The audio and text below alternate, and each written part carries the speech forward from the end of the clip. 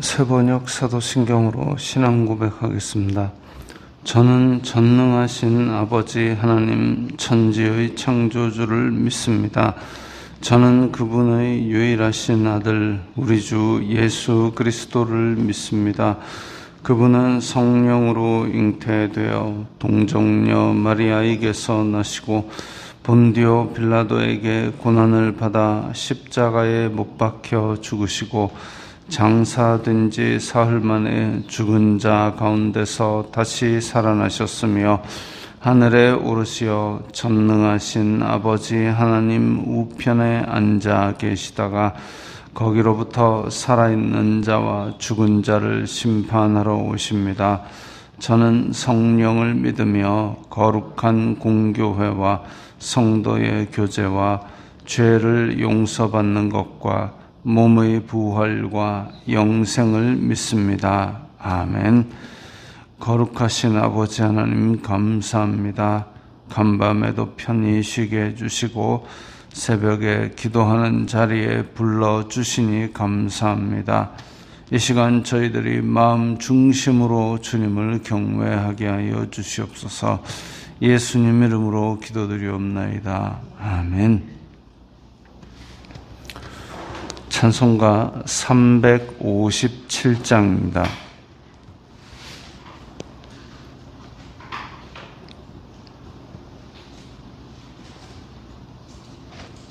찬송가 357장입니다.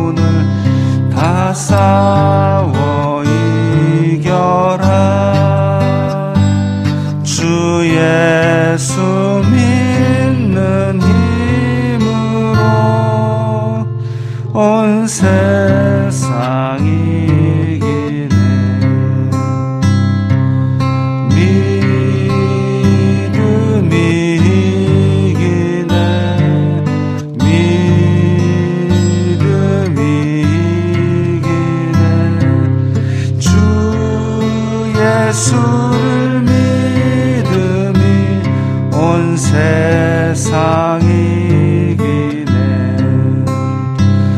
온 인류 마귀 괴율로 큰 죄에 빠지니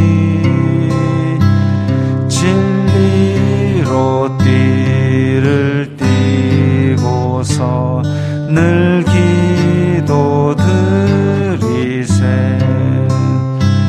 참 믿고 의지하면서 겁 없이 나갈 때 주 예수 믿는 힘으로 온 세상이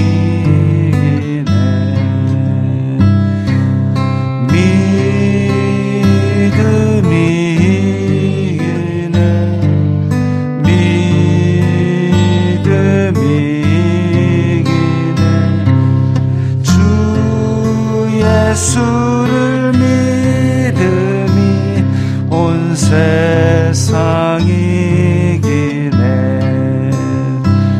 끝까지 이긴 자에게 흰 옷을 입히고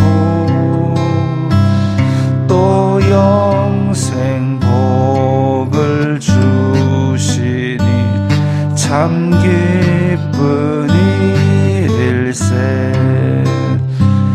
이 어두운 세상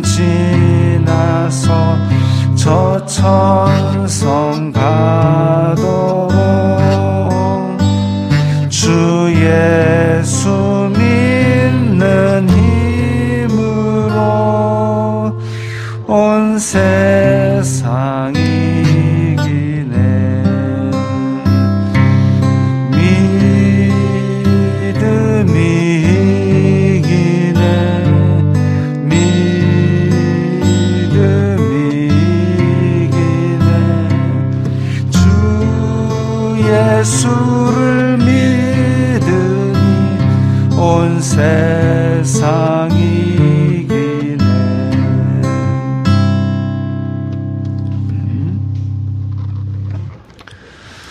오늘 말씀은 민수기 14장 1절부터 9절까지의 말씀입니다.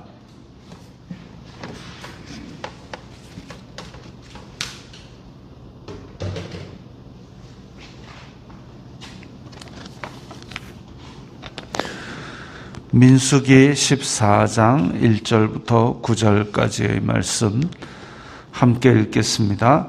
온 회중이 소리를 높여 부르짖으며 백성이 밤새도록 통곡하였더라.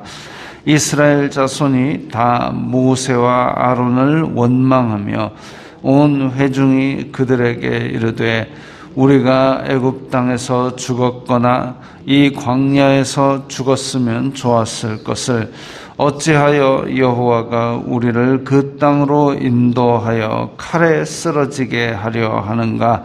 우리 처자가 사로잡히리니 애굽으로 돌아가는 것이 낫지 아니하랴. 이에 서로 말하되 우리가 한 지휘관을 세우고 애굽으로 돌아가자 하매 모세와 아론이 이스라엘 자손의 온 회중 앞에서 엎드린지라. 그 땅을 정탐한 자 중 눈의 아들 여호수아와 여분의 아들 갈렙이 자기들의 옷을 찢고 이스라엘 자손의 온 회중에게 말하여 이르되 우리가 두루 다니며 정탐한 땅은 심히 아름다운 땅이라. 여호와께서 우리를 기뻐하시면 우리를 그 땅으로 인도하여 들이시고 그 땅을 우리에게 주시리라. 이는 과연 젖과 꿀이 흐르는 땅이니라. 다만 여호와를 거역하지는 말라. 또 그 땅 백성을 두려워하지 말라. 그들은 우리의 먹이라. 그들의 보호자는 그들에게서 떠났고 여호와는 우리와 함께 하시느니라. 그들을 두려워하지 말라. 아멘. 자, 가나안 땅을 정탐하고 온 12명의 족장들이 이렇게 정탐을 하고 와서 온 백성 앞에서 보고를 했습니다. 보고를 했는데 그 가져온 과일과 그리고 그 땅의 형세와 성읍과 그 땅에 살고 있는 민족들에 대해서 쫙 이야기를 하니까 그걸 듣고 온 회중이 소리를 높여 부르짖으며 백성이 밤새도록 통곡했다 했습니다. 아니, 처음에 하나님께서 너희들 올라가서 그 땅을 차지해라 했는데 말을 안 듣고 우리가 한번 들여다볼게요 하더니 그걸 들여다보고 나서 우리는 그 사람들을 못 이겨요 하고 통곡하는 겁니다. 참 사람의 행동이라는 게 굳이 그걸 하겠다고 나서더니 거기에 대해서 오히려 또 스스로 고통을 받고 있습니다. 참 어찌 보면 굉장한 절망이죠. 자기네들이 이집트에서 노예 생활할 때 얼마나 고통스러웠으면 그 고통이 하늘에 닿아서 하나님께서 마음을 움직이셨는데 그 정도로 고통스러운 노예 생활을 400년 넘게 했는데 그런데 거기서 건져내가지고 이제 꿈을 가지고 약속의 땅에 왔는데 꿈을 가지고 온 그 땅이 우리가 도저히 우리 힘으로는 얻을 수 없는 땅이다. 그래가지고 좌절하고 절망하는 거죠. 절망이 더 심할 겁니다. 제가 한 번씩 그 악몽을 꾸는 게 있는데 뭐냐면 제가 감옥에 갇혀 있어요. 근데 가만히 갇혀 있지 않고 탈옥을 합니다. 땅을 파는 거죠. 땅을 파고 탈옥을 합니다. 그래가지고 그 감옥 막사 밑을 지나서 운동장을 지나서 저 뒤에는 저를 따르는 그 많은 죄수들이 그 좁은 통로 밑으로 다 들어옵니다. 들어와가지고 가는데 이게 땅을 파고 가다가 보니까 교도소 벽, 감옥 벽이 이렇게 되는데 그 땅 밑으로 아마 깊이 박아놨나 봐요. 제가 파고 가는데 앞에 이제 시멘트 벽이 나오니까 시멘트 벽은 제가 손으로 뚫을 수 없잖아요. 근데 뒤에서는 이제 수백 명의 사람들이 저를 따라 땅굴로 들어와가지고 계속 이제 뒤에서 막 밀고 들어오는 겁니다. 와, 이게 얼마나 절망스럽게요. 감옥에 있으면 차라리 나을 수도 있지만 이제 나갈 거다라고 땅을 뚫고 가는데 그 땅굴 끝에 시멘트 벽이 있어서 더 이상 못 가는데 뒤에서는 자꾸 밀고 옵니다. 꽉 눌리는 거죠. 온도는 덥습니다. 압력은 증가합니다. 야, 이대로 죽나 싶은 꿈에도 그런 생각이 팍 납니다. 악몽이죠.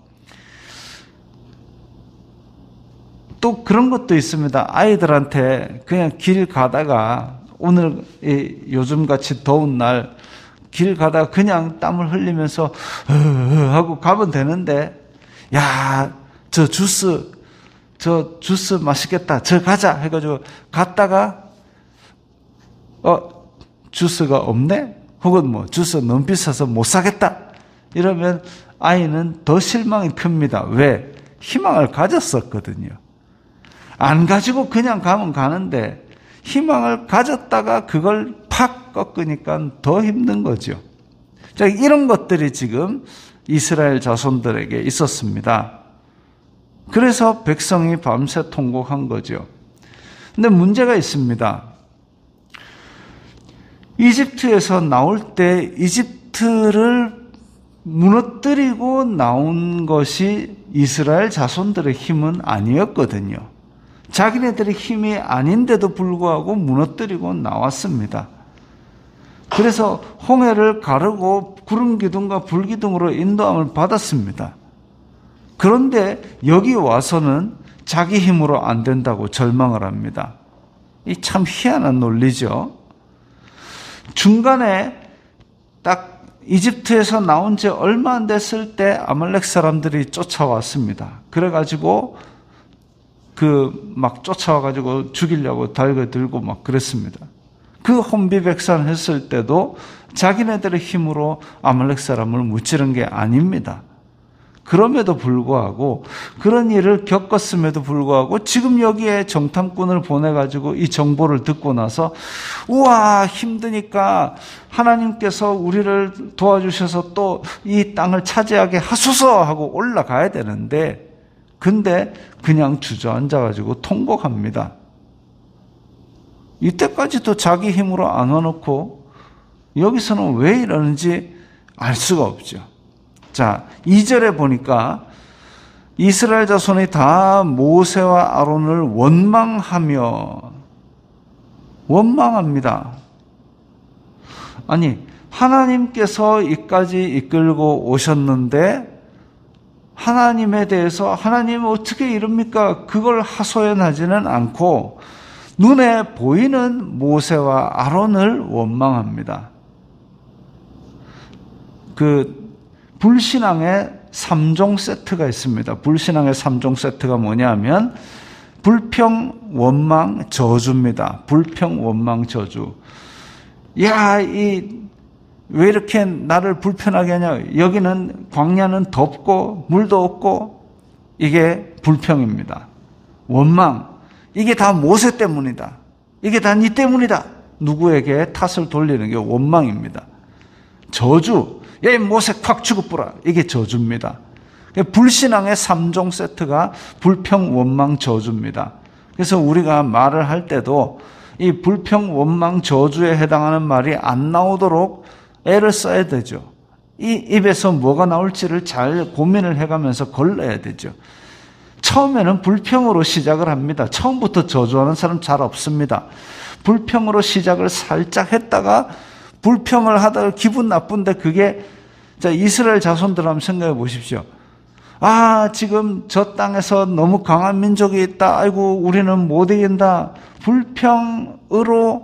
불평으로 시작을 합니다. 처음부터 아이고 모세 콱 죽어보라 이렇게 안 한 거죠. 불평으로 시작했다가 이 불평에 나는 도저히 안 되니까 그래가지고 남 탓을 해버립니다. 자기 탓도 있죠. 자기 탓도 있는데도 뭔가 잘못되었을 때 아이고 내가 잘못했네 이 생각하는 사람 잘 없습니다. 어쩌든지 남 탓을 해가지고 내 잘못을 피하고 싶은 거죠. 나에게 오는 비난을 피하고 싶은 거죠. 그래서 불평하고 원망하고 저주하고 이렇게 3종 세트까지 가면 마음이 완전히 미혹되어 가지고 그 다음부터는 이제 막 마음으로 입술로 죄를 막 밥 먹듯이 짓게 됩니다. 불평이 입에 안 붙도록 애를 써야 되죠. 자, 근데 모세와 아론을 원망하고 있습니다. 아주 원망하고 모세와 아론 너네들 때문이다. 여기서부터 우리는 알 수 있습니다. 아, 이 회중들은 하나님을 진실로 믿은 것이 아니었구나. 그냥 눈에 보이는 모세만 바라본 것. 그러니까 이 가나안 땅에서도 눈에 보이는 강한 민족, 눈에 보이는 강한 성벽, 그것만 본 것이죠. 눈에 보이지 않는 하나님의 언약과 눈에 보이지 않는 하나님의 손길을 믿는다면, 그래서 이집트에서처럼 이 땅도 차지하게 해주실 거야 라고 믿는다면 여기 통곡과 원망은 있을 수 없는 일입니다.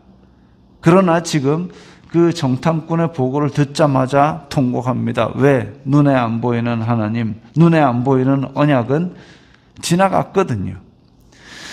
그래서 이렇게 통곡하면서 이제 입술로 더 죄를 짓습니다. 우리가 이집트에서 죽었거나 광야에서 죽었으면 좋았을 것을.